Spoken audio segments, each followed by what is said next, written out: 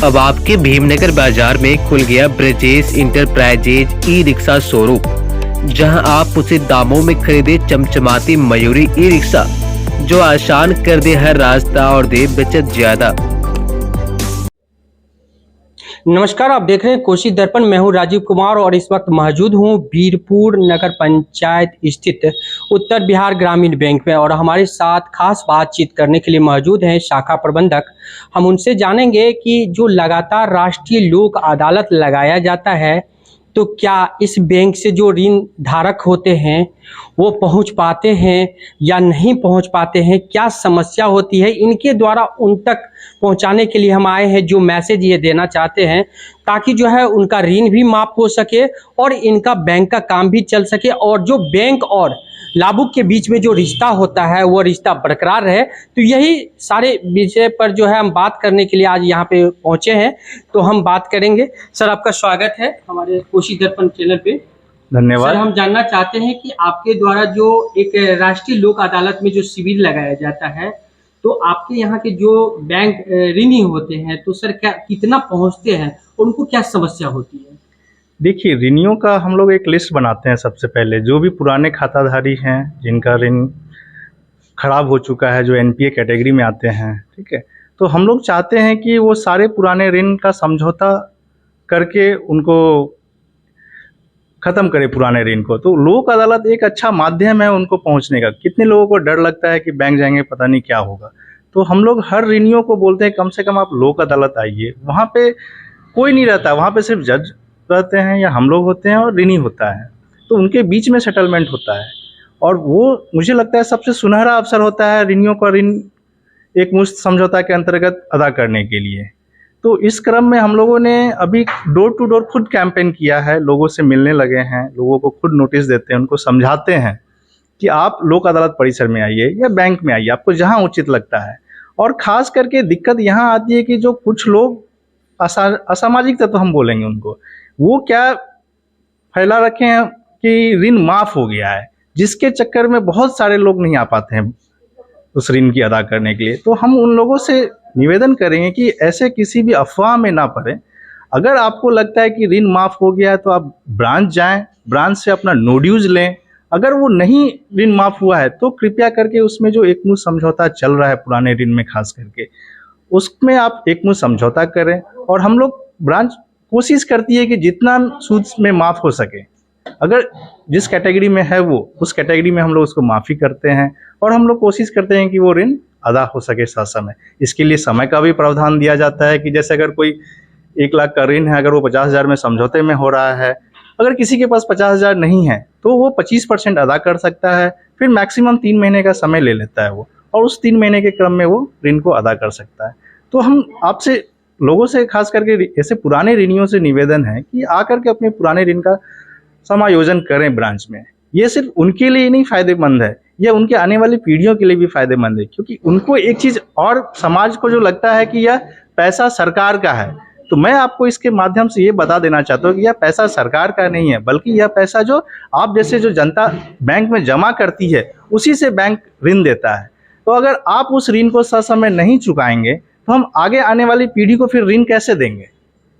सबसे बड़ी समस्या आज के समय में बैंक के सामने एनपीए है, और एनपीए का वजह वही है कि जो ऋण लेते हैं उनको लगता है कि ऋण माफ़ हो गया, सरकार माफ़ कर देगी, और उस चक्कर में देना नहीं चाहते हैं।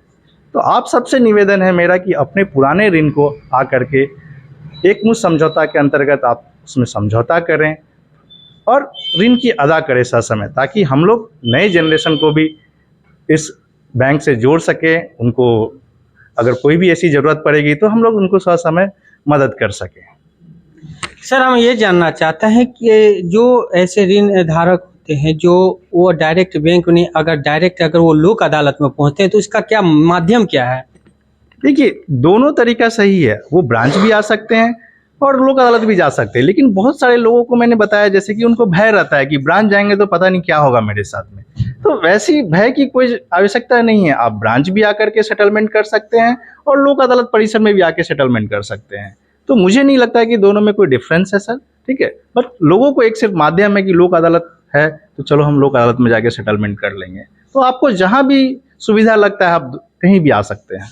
सर एक बात सामने आती है कि जो ऋण धारक होते हैं वो समझते हैं, ऐसे लोग होते हैं कि आज हम बैंक का ऋण ले लिए हैं उसको नहीं देंगे तो उसका जो है कुछ नहीं बिगड़ने वाला। लेकिन हम उनसे कहने वाले हैं कि आपका सिविल अगर खराब हो जाता है तो आपके परिवार के सदस्य को भी जो है आगामी ऋण लेने में जो है काफ़ी परेशानी होती है। सर सिविल क्या होता है? देखिए, सिविल स्कोर होता है, आपका फाइनेंशियल रिपोर्ट बताता है कि आप कैसे अपना लेन देन व्यवहार बनाए हुए हैं पैसे के मामले में। सिंपल लैंग्वेज में मैं बताऊंगा तो अगर आप व्यापार करते हैं, किसी से क्रेडिट पे माल लेते हैं, आप उसको वापस उसका जितना भी क्रेडिट पे लिए तो उसको पैसा अदा कर देते हैं, फिर आप किसी दूसरे से लिए आप उसका भी पैसा अदा कर देते हैं, तो इस तरह से क्या होता है, आपकी एक साख बनती है उस जगह पे, तो आपको फिर दूसरे लोग भी आपको उधार पे माल देने के लिए रेडी हो जाते हैं। बट अगर आपने उसी साख को अगर आपने कमज़ोर कर दिया तो आपको फिर कोई दूसरा व्यक्ति आपको उधार पे माल नहीं देगा, ना तो उधार पे पैसा देगा। तो इसलिए सिविल इन्हीं सब का एक लेखा जोखा है। अगर आप कहीं से भी लेन देन करते हैं तो उसको अच्छे से आप लेन देन कीजिए, उसको खराब मत कीजिए, उस खाते को एनपीए मत बनने दीजिए। अगर एनपीए बनेगा तो आपका साख गिरेगा, आपका साख गिरेगा तो कोई भी जो वित्तीय संस्था है वो आपको लोन देने से कतराएगी। सर अभी जहाँ तक कि देखा जाता है कि अभी किसी भी एक छोटा सा अगर आप मोबाइल खरीदने के लिए जाते हो तो उसमें भी सबसे पहले अगर आप डाउन पेमेंट पे लेना चाहते हैं तो डाउन पेमेंट पे लेने के वजह जो है पहले आपका सिविल देखा जाता है। तो हर चीज़ में सिविल सर देखा जाता है। बिल्कुल, अगर आपने पैसा लेने के लिए कहीं भी जाए, किसी से भी आपको उधारी लेना है वित्तीय संस्था से खास करके, तो वो सबसे पहले सिविल चेक करेंगे, क्योंकि हम आपको पर्सनली नहीं जानते हैं। हम आपका बायोडेटा वो सिविल के माध्यम से निकालते हैं कि आपका वित्तीय में कैसा आपका लेन देन है। अगर आप वित्तीय में सही से आप लेन देन करते हैं तो हम लोग आगे फाइनेंस करने के लिए हेल्प करते हैं। थैंक यू सर हमारे साथ जुड़ने के लिए। और हम जानना चाहेंगे सर आपका शुभ नाम, अभी तक हम पूछे थे ही नहीं।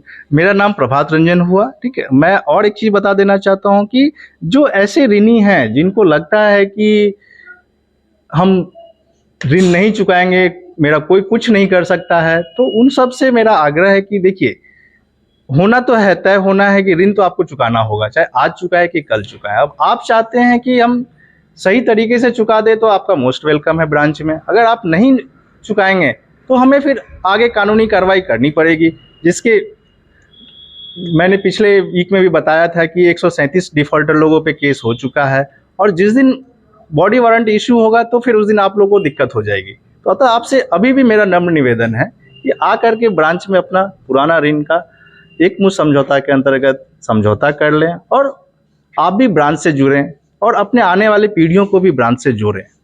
सर जो ऐसे डिफॉल्टर होते हैं, आपने कहा जो ऐसे डिफॉल्टर होते हैं, तो अंतिम कड़ी में उन पर क्या कानूनी कार्रवाई होती है? देखिए, सबसे पहला चीज़ है कि जैसे 1 लाख से ऊपर के जो भी ऋणी हैं उनको हम लोग सर्टिफिकेट केस करते हैं सुपौल डीएम ऑफिस में। 50,000 से 1 लाख तक का एसडीओ कोर्ट में केस फाइल होता है उनके ऊपर सर्टिफिकेट केस। 50,000 से नीचे ब्लॉक ऑफिस में होता है सर्टिफिकेट केस फाइल।